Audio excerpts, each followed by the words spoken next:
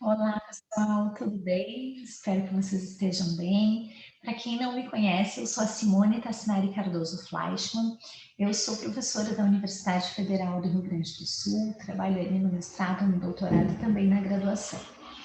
Hoje, com imensa satisfação que eu estou aqui com vocês no IARGS, e antes de nós entrarmos no tema das famílias e das empresas, dessa interface que a gente tem entre família e empresa, eu preciso fazer um agradecimento especial a três mulheres muito importantes. Quem são essas mulheres? A doutora Sulamita Cabral, a doutora Liane Bestete e a querida Ana Lúcia Piccoli. E com o meu agradecimento para elas, eu agradeço a todos os colegas que estão aí na linha de frente desse instituto que é o mais antigo do estado, que representa a nossa categoria, né? Então, minhas saudações e já vamos entrar diretamente ao tema, tá bem? Para que a gente possa falar sobre família e empresa, é preciso ter em mente que existem dois grandes grupos que podem ser considerados para a gente falar sobre essas interfaces que existem. O primeiro dos grupos, gente, é o grupo das famílias que têm empresas que realizam operações. Pelo último censo do IBGE, gente, 90% das empresas brasileiras são empresas familiares. Então, 90% de toda a atividade econômica empresarial brasileira está na mão de famílias que trabalham no regime família e empresa lá, né, misturado. Esse é um dado muito importante e muito impactante também, porque nós precisamos estudar um pouquinho mais a fundo essas relações. Quando nós falamos que essas empresas são empresas familiares, nós estamos falando que as famílias têm tradição na realização de alguma das operações de atividade empresarial. Ah, tipo o quê? Uma indústria mobeleira, nós temos aí, sei lá, uma vitivinicultora, uma indústria metal mecânica, uma metal metalúrgica, nós temos, sei lá, uma construção de elevadores, enfim, qualquer atividade empresarial que tiver lá uma indústria química, uma empresa rural que administre pecuária ou agricultura ou trabalhe com florestas permanentes, enfim, qualquer atividade empresarial que tiver por objetivo a realização de uma operação vai ser considerada e tiver no seu grupamento ali de pessoas sócias, pessoas que são da mesma família, nós vamos indicar, nós vamos considerar que são famílias empresárias, então, tá bem? Ao lado dessas empresas que realizam operação, nós vimos florescer nos últimos 15 anos um grupamento de pessoas que não quer realizar operação, mas que constituiu uma sociedade empresarial simplesmente e meramente para a organização do seu patrimônio. Então, essas entidades, elas não têm nenhum tipo de operação, elas não fazem nada mercadologicamente, elas simplesmente organizam o patrimônio. E essa organização patrimonial, ela se dá através da transmissão ou transferência da incorporação dos patrimônios das pessoas físicas originárias nesta pessoa jurídica que organiza. Além dessas duas, que são as empresas mais operacionais, as empresas que simplesmente organizam o patrimônio, que estão ali para gerenciar um patrimônio, ainda existe uma outra forma de termos empresas familiares, que são as empresas de participação, cujo único objetivo é o objetivo de estar participando do contrato social de outra. Como assim, Simone? Vamos imaginar que temos uma família aí que tem uma operação, vamos pensar numa metal mecânica, e uma outra que é dona do patrimônio familiar. E acima dessa nós temos uma outra que foi criada para ser sócia, então, das outras duas. Ou abaixo delas eu tenho uma outra que vai ter uma outra atividade, por exemplo, beneficiamento de um produto. E aí eu tenho uma circunstância de que eu crio uma pessoa jurídica para participar, para ser sócia de outra pessoa jurídica. Quando nós estamos falando, então, dessas modalidades empresariais, a doutrina que trabalha com o tema das intersecções entre família e empresa identifica que essas sociedades que são consideradas operacionais são sociedades e simplesmente sociedades. E estas aqui, que estão desse lado, e que têm por finalidade a organização patrimonial ou a participação em outras sociedades, essas aqui são as chamadas holdings. Não sei se vocês já se familiarizaram com isso, provavelmente sim, né? E essas empresas chamadas holdings viraram uma grande tendência mercadológica, viraram assim um boom das pessoas procurando a implementação de uma holding. Coisas a saber, holding é sempre um bom negócio? Nem sempre. Holding é ótimo porque pode trazer benefícios para as famílias, pode ser que seja. Entretanto, é preciso que a gente fique muito atento quando as pessoas procuram para fazer holding, nos objetivos em que elas procuram, certo? Então, vamos falar um pouquinho mais geral aqui sobre essas três modalidades, né? As sociedades operacionais, as holdings, que podem ser as de participação, ou as holdings simplesmente patrimoniais. Há ainda uma quarta possibilidade, que é criar uma holding que também tenha operação. E tudo bem, não há problema nenhum.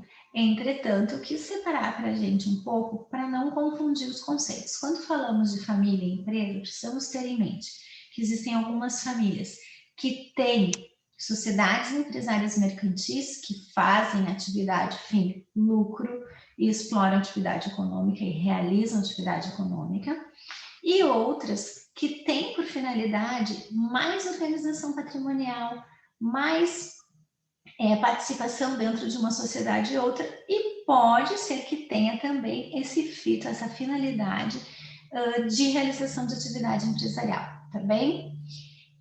O que é o mais óbvio, o que é a base para a gente começar falando de família e empresa? A gente precisa começar falando de família e empresa a partir dos regimes de bens. Quando nós temos uma constituição empresarial, seja ela numa modalidade operacional, numa modalidade de holding, é preciso saber se as pessoas que estão na condição de sócias estão em qual regime familiar. E, a partir desse regime familiar, fazer a verificação do regime de bens. Então, toda vez que nós temos essa mescla entre família e empresa, toda vez que nós temos essa mistura de relações familiares com relações empresariais, a primeira coisa que precisa vir em mente é qual a família e qual o regime de bens de todos os sócios. Por quê? Porque a regra geral no país hoje é que os regimes de bens comunicam-se a partir das uniões no regime de comunhão parcial, no regime de participação final nos aquestos, no regime de separação obrigatória com a incidência da súmula 477, e que todos os bens da família comunicam-se na comunhão universal, restando de fora apenas o regime de separação de bens, que aí vai ter uma implicação a partir do falecimento, na morte, né? Então, saber os regimes de bens é a primeira questão. E como que funciona isso quando nós temos uma sociedade e nós temos uma união? A regra geral nos diz, gente, que nos regimes comunheiros importa a data de constituição da sociedade. Como assim, Simone? Se nós estamos olhando para um regime que é comunheiro, aqueles bens que são constituídos dentro do regime comunheiro entram na meação. Então, quando nós estamos falando de comunhão universal, o regime comunheiro se estende ao longo da vida. Então, nós vamos considerar que toda a sociedade que foi constituída dentro do regime de comunhão universal comunica. E aí vocês vão me dizer, mas Simone, é vedada a constituição de sociedades, nos casais que são casados, sobre o regime de comunhão universal. A gente tem um artigo da legislação. Sim, entretanto, antes do Código Civil de 2002, não existia essa vedação. E muitas das sociedades mais antigas ainda têm essa previsão se elas não se adaptaram ao novo Código Civil. E mais do que isso, mesmo que a gente vá se adaptar para o novo Código Civil, a gente tem que lembrar que essas cotas sociais e essas ações comunicam dentro da União. No regime de comunhão parcial e de participação final dos aquestos, nós vamos verificar se a sociedade empresária foi constituída antes da União ou se a sociedade foi constituída durante a União. Se foi constituída durante a União, o que acontece? Qual é o impacto? A constituição da sociedade durante a União faz com que tenhamos comunhão sobre as cotas ou sociedades. Significa então que a pessoa vai virar sócia? Não. Significa que esta pessoa ostenta uma condição que o professor Rolf Madaleno chama de subsociedade. Então vamos imaginar aqui que eu tenha uma sociedade empresária com uma pessoa. Vamos supor, A, Simone e A têm uma constituição societária. 50%, 50%, beleza? Constituo esta união antes do meu casamento com o Rodrigo. Antes. Esta união pertence a mim e ao A. Simplesmente, o Rodrigo não acessa no regime da participação final e no regime da comunhão parcial e também não acessa na separação de bens com a súmula 477, tá bem? Ok, agora vamos a um outro exemplo. Eu constituo essa união com A já dentro da minha união. Então, se eu constituo essa minha união com A dentro do meu casamento já com o Rodrigo, dentro da minha união estável com o Rodrigo, essas cotas sociais, esses meus 50%, são 25% do Rodrigo e 25% meu. Se eu não fiz um pacto ou um contrato anterior, disciplinando de forma diversa. Então, aqui nós temos a circunstância de que o Rodrigo é meu subsócio. E eu tenho aqui uma sociedade com A, em que o Rodrigo ocupa 25%, eu 25% e o A 50%. Ah, então o Rodrigo é sócio? Não. O Rodrigo tem direito às participações econômicas de todas as minhas cotas sociais nessas 25%. Eu continuo sendo sócia do A e o Rodrigo recebe os rendimentos econômicos dessas cotas sociais, os efeitos econômicos dessas cotas sociais. Tá, mas como que funciona numa situação efetiva de divórcio? Funciona da seguinte forma. Nós precisamos apurar quais seriam os haveres devidos a essa pessoa que tem a condição de subsócio. Então, nós ajuizamos uma ação de balanço de determinação para que essa pessoa jurídica seja avaliada, então essa empresa C tenha uma avaliação, e para que se possa, então, realizar a apuração dos haveres devidos a Rodrigo. Então, Rodrigo ajuiza balanço de determinação e ação de apuração de haveres. Ai, Simone, mas e se eu suspeito que no meio dessa questão a gente tem uma situação de fraude, que tu ficou transferindo bens para a pessoa jurídica? Aí nós saímos da hipótese regular e nós entramos numa hipótese que é mais grave, que é a hipótese de ter de ajuizar a ação de desconsideração da personalidade jurídica na modalidade inversa. Mas se nós estamos na regularidade, não precisa desconsiderar a personalidade jurídica. Então vamos lá. Hipótese 1. Rodrigo ajuiza balanço de determinação e ajuiza apuração de haveres. Para quê? Para transformar esses 25% que ele teria direito em dinheiro. E em transformando esses 25% que ele teria direito em dinheiro, a sociedade, então, na verdade, aqui, eu, Simone, possa pagar a ele. E enquanto isso, ele recebe o resultado econômico desses 25%. Aí vocês vão me dizer, Simone, uma coisa é brigar com a posse dos bens. Outra coisa é entrar em litígio sem a posse dos bens. Então, não seria uma boa fazer um acordo para que o Rodrigo pudesse entrar na sociedade? Aí a gente tem uma diferença a partir das pessoas jurídicas mesmo.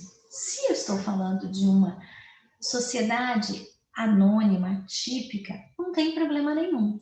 Porque não importa para as outras pessoas que são sócios de uma sociedade anônima típica, quem são os seus sócios. Estamos diante de uma sociedade de capital e essa sociedade de capital não importa quem é que tem a titularidade. Essa sociedade de capital pode sim interessar ao Rodrigo ficar com os 25% das cotas e ponto final.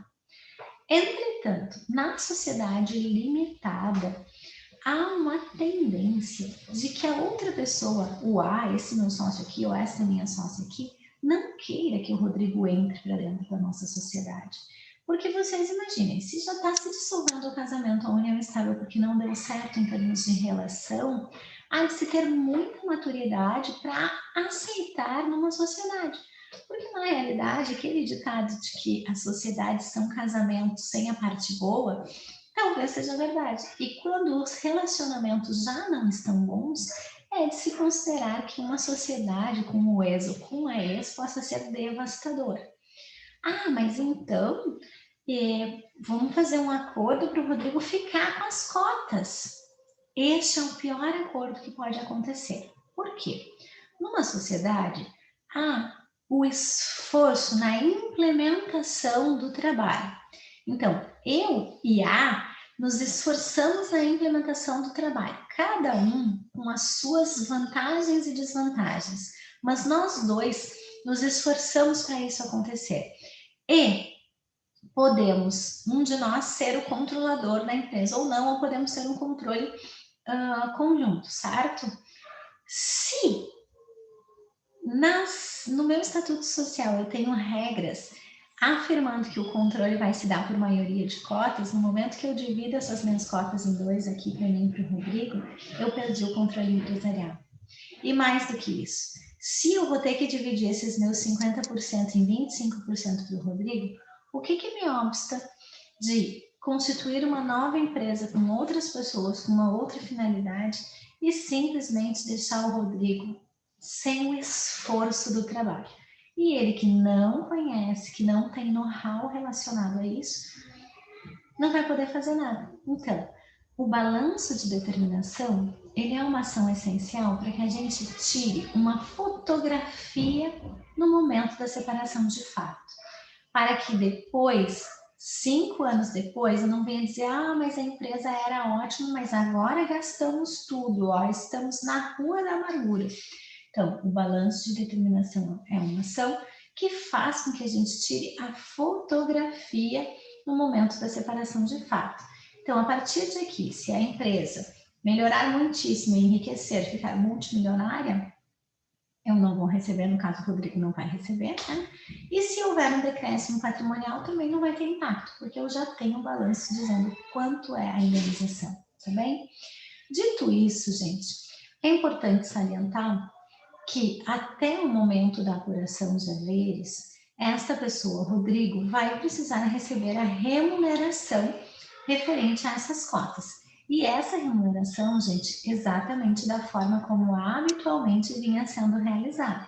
Não dá para agora mudar a regra do jogo, porque se muda a regra do jogo, aí a gente pode ter sim uma alegação de fraude aqui. E essa alegação de fraude pode levar a uma desconsideração inversa da personalidade jurídica, com bloqueios de bens, com restrição de negociações empresariais. A gente tem no Tribunal de Justiça do Rio Grande do Sul algumas decisões bloqueando a atividade de compra e venda, qualquer atividade de alienação empresarial. Então, assim, muito cuidado, tá bem? Dito isso, gente, como que funciona a questão de receber. É recomendado que toda vez que a gente vá constituir uma sociedade empresária, a gente já tenha regras que disciplinem duas hipóteses. A primeira hipótese é exatamente essa que nós conversamos e que diz respeito à dissolução da sociedade conjugal ou da união estável de um dos sócios. O que acontece quando um dos sócios se divorcia? É a primeira pergunta. Vai ser permitido o ingresso de Rodrigo do outro cônjuge na sociedade ou não é permitido, fica vedado? E mais do que isso, em quanto tempo vão ser pagos os haveres? De que forma vão ser pagos os haveres? E aí uma terceira possibilidade também de ser incluída, que é a hipótese de qual vai ser a avaliação que nós vamos tomar? Como vamos fazer essa avaliação? Pode ser que seja o balanço de determinação, pode ser que a gente vai contratar uma empresa de evaluation, pode ser que seja uma empresa que quase não tenha nada em termos patrimoniais imobiliários, mas seja uma empresa que tenha muitos ativos, por exemplo, um escritório de advocacia, não é uma sociedade empresária, é uma sociedade simples, né? Um escritório de advocacia não vai conseguir nenhum tipo de avaliação mediante o balanço de determinação, porque o balanço de determinação vai apurar que tem lá 3 cadeiras, 4 mesas e muitos papéis, ou enfim, tantos computadores. Então, talvez o melhor método para isso nesse balanço seja o método do fluxo de caixa descontado, que vai trazer uma realidade mais aproximada. E aí, além dessa previsão aqui, no contrato social dessas 3 hipóteses, nós precisamos prever também a hipótese de falecimento. E na hipótese de falecimento de um dos sócios empresários, como fica a partilha de bens? É admitido que os herdeiros ingressem na sociedade? Se sim, sim, se não, não. Como vai ser feita a apuração dos haveres dos herdeiros do sócio falecido? Como que é feito? Como que é feita a avaliação empresária para essa apuração de haveres? Por exemplo, eu posso registrar que o pagamento dos herdeiros vai ser feito em parcelas de 24 meses, em 24 meses. E se isso estiver no Estatuto Social, os juízes da vara empresarial têm a tendência de obedecer.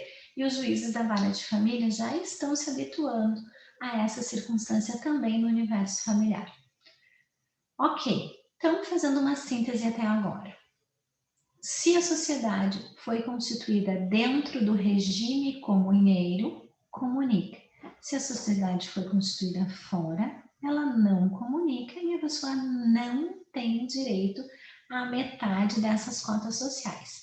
Essa metade das cotas sociais vai se operar através de uma subsociedade com a percepção de valores do proveito econômico que esses 25% teria no meu exemplo que eu fiz a vocês. O que a pessoa que se divorcia precisa fazer? Ajuizar o balanço de determinação e ajuizar a apuração de haveres. E os advogados que são mais cuidadosos já tomaram o cuidado de colocar nos contratos sociais 3 opções relacionadas à dissolução da sociedade por divórcio ou dissolução de união estável e a questão do falecimento, como que fica, certo? Se tiver filhos menores, posso colocar ou no contrato social ou num instrumento parasocial uma responsabilidade de manutenção, fixar alimentos que vão ser pagos por alguém que seja responsável por isso? Sim, é possível. E aí tem que lembrar de todas as pessoas que fazem parte desse núcleo participarem desse assunto, tá bem? Dito isso, gente, tem mais uma questão que sempre perguntam. Ok, se a sociedade foi constituída dentro do regime comunica, se foi fora do regime não comunica. Mas e se a sociedade foi constituída fora e aí dentro do regime ela multiplicou de valor, aumentou significativamente? Então, cotas sociais que eram de R$10, hoje custam 1 milhão cada um. o cônjuge ou o companheiro tem direito à valorização dessas cotas sociais? Vocês sabem que a gente tem no Código Civil o artigo lá da comunhão parcial, que afirma que a comunicação dos frutos dos bens particulares. Então, quando a gente tem dinheiro numa caderneta de poupança, o rendimento comunica. Quando a gente tem dinheiro no fundo imobiliário, o rendimento do fundo imobiliário comunica. Quando a gente tem todos os frutos, comunicam-se, certo? Os frutos civis comunicam-se. E essa valorização do valor da cota social é considerada fruto? Pergunta. O STJ, em 2 oportunidades, teve condição de se manifestar sobre esse tema. O tema da formação societária fora do regime comum, fora do regime comunheiro, e da valorização dessas cotas sociais dentro da União. Até essas 2 decisões, nós tínhamos uma dúvida se essa valorização seria considerada fruto, e aí com isso o divorciando ou quem está dissolvendo a união estável receberia os valores, tá bem? A partir dessas 2 decisões, a STJ disse que não. Quais são as decisões? É o RESP 1.173.931 e o RESP 1.595.775. O que dizem esses RESPs? O primeiro afirma que a valorização das cotas sociais é mero fenômeno econômico relacionado à empresa. E em sendo mero fenômeno econômico, não comunica com o cônjuge. Certo ou errado, esta é a jurisprudência de hoje.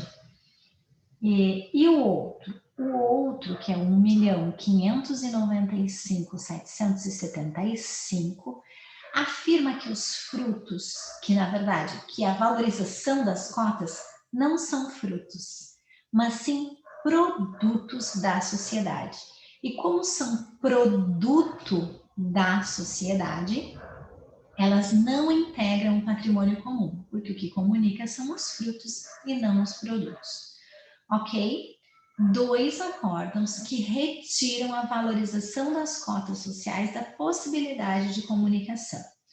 Simone, mas e se esse unido estavelmente também trabalhava dentro da empresa? Se esse unido estavelmente foi fraudado?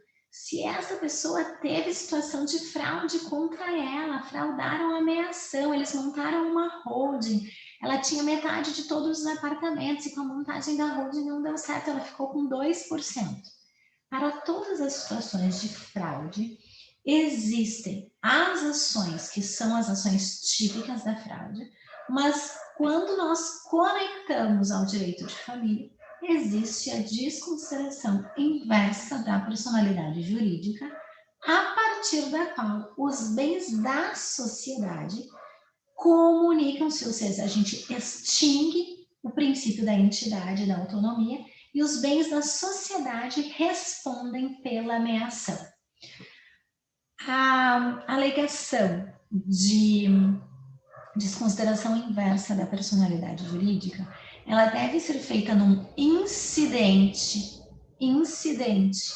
à ação de divórcio, ou mesmo ajuizada autonomamente, porque ela é um incidente de desconsideração ou uma ação autônoma. E nessa ação nós precisamos fazer 2 modalidades probatórias. Um indício de prova da fraude. Então, eu preciso apresentar um início de prova de fraude para que o juiz entenda que existe suficiência para desconsiderar aqui o princípio da entidade. E depois eu faço, então, a prova efetiva para poder desconsiderar e acessar os bens da sociedade. Pois lembrem, não são todas as sociedades que ficam somente dentro da família. Algumas delas têm pessoas que não pertencem à família. E aí eu quero mostrar aqui para vocês um gráfico, agradecer a professora Daniela, ao professor Daniel Teixeira, Daniel Bucari e Ana Carolina por me autorizar a usar o material do Arquitetura, que essas sociedades podem ter no azulzinho, gente, a questão do conselho de família e do escritório de família. Aqui está a família somente. Aqui no verde está o negócio, certo? Então, aqui no negócio, a gente tem uma gestão executiva. E aqui a gente pode ter gente que não pertence à família. Ó. A diretoria pode ou não pertencer à família. A gente não sabe se pertence ou não. Aqui, no laranjinha, são as pessoas que têm somente a titularidade, que têm o direito de propriedade. E essas pessoas que têm direito de propriedade, elas podem, inclusive, não fazer parte da família. Elas podem estar aqui fora da família. Então, a complexidade de um divórcio ou de um falecimento numa questão empresarial com pessoas que não são somente da família é muito grande. Então, pensem, aqui para a família, a Renata Camargo, ela vai dizer que existe a possibilidade da governança familiar. Aqui na parte dos negócios, essa gestão executiva. E aqui na parte da propriedade, ela trabalha com a governança corporativa. E aqui ela sugere que nós tenhamos um conselho de administração ou consultivo que vai unir os sócios da família, os que são da família e os que são do negócio, que nós tenhamos um escritório da família para lidar com as coisas que digam respeito à propriedade e à família, certo? E que no negócio nós tenhamos essas outras pessoas que estariam aqui, ó, vocês percebem que estariam aqui, tanto da família quanto as que sejam titulares, que elas tenham também alguma influência nisso.